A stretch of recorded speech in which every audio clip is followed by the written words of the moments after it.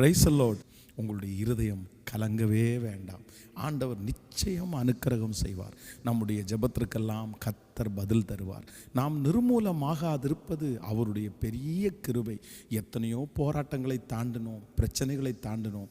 இதையும் தாண்ட நிச்சயம் ஆண்டவர் உங்களுக்கும் எனக்கும் அனுக்கிரகம் பாராட்டுவாராக. ஆண்டவருடைய பிள்ளைகளே, இன்றைக்கு ஒரு வார்த்தையை நம்ம தியானிக்க போகிறோம்.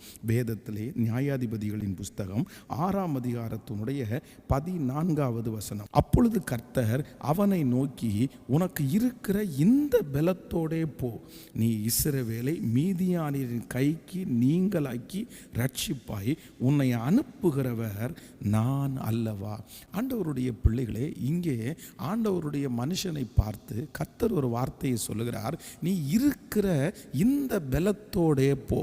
இந்த மனுஷன், தேவ மனுஷன் கேட்குறான், ஆண்டவரே என்கிட்ட என்ன பலன் இருக்குது, என்கிட்ட என்ன திறமை இருக்குது, நான் என்னை ரட்சிப்பேன்னு சொல்கிறீங்க, பெரிய காரியத்தை செய்வேன்னு சொல்கிறீங்க, பட் என்கிட்ட அந்த காரியத்தை செய்கிறதுக்கு ஒன்றுமே இல்லையே அப்படின்னு சொல்லும்போது கர்த்தர் அந்த தேவ மனுஷனிடத்தில் பேசுகிறார். இல்லை, நீ இன்னொருத்தரிடத்துல வாங்கிட்டெல்லாம் போக வேண்டாம், இது எனக்கு இல்லையென்னெல்லாம் நினைக்கிறாங்க.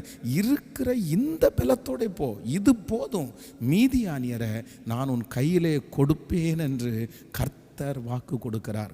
இன்றைக்கு இந்த சத்தத்தை கேட்கிற யாரோ ஒருத்தரிடத்துல ஆண்டவர் நேருக்கு நேர் பேசுகிறாரு. ஒருவேளை நீங்கள் நினைக்கலாம், மற்றவங்களை கம்பேர் பண்ணி பார்க்கும்போது, ஐயோ அவர்களை மாதிரி எங்கிட்ட இல்லையே, அவங்கள மாதிரி திறமை எங்கிட்ட இல்லை, அவங்கள மாதிரி பணம் எங்கிட்ட இல்லை, அவங்கள மாதிரி வசதி எதுவுமே இல்லை, அவங்கள மாதிரி எனக்கு ஞானம் இல்லை, அவங்கள மாதிரி எனக்கு கலர் இல்லை, அவங்கள மாதிரி மட்டும் இருந்திருந்தா நான் எப்படி வந்திருப்பேன் பார்த்தீங்களா, அவங்கள மட்டும் ஒரு ஃபேமிலி பேக்ரவுண்ட் இருந்திருந்தா நான் என்னென்ன செஞ்சுருப்பேன் தெரியுமா.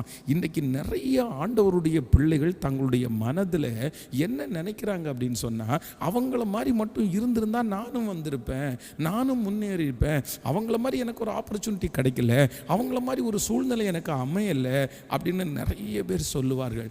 ஆனால் ஒன்று நினைத்து கொள்ளுங்கள் ஆண்டவருடைய பிள்ளைகளே, அவர்களிடத்திலே இருக்குது எங்கிட்ட இல்லைன்னு நீங்கள் ஒப்பிட்டு பார்க்க வேண்டாம்.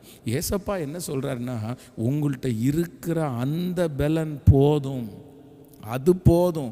அதை ஆசீர்வதித்து ஆண்டவர் பெருக பண்ணுகிறதற்கு வல்லவராக இருக்கிறார். அதிலிருந்து நீங்கள் மேலே வர முடியும், அதிலிருந்து நீங்கள் உயர்ந்து வர முடியும். நீங்கள் உலகத்தில் வெற்றி அடைந்த பலரை நீங்கள் போய் கேட்டு பார்த்தீர்கள், ஆனால் அவங்க யாரோ ஒருத்தர் கொடுத்ததுனால அல்ல, அவர்களுக்குள்ளே இருக்கிற கொஞ்சத்தை கொண்டு, சாதாரணமானதை கொண்டு ஆண்டவர் பெரிய பெரிய காரியத்தை செய்திருக்கிறதை நம்மால் பார்க்க முடியும்.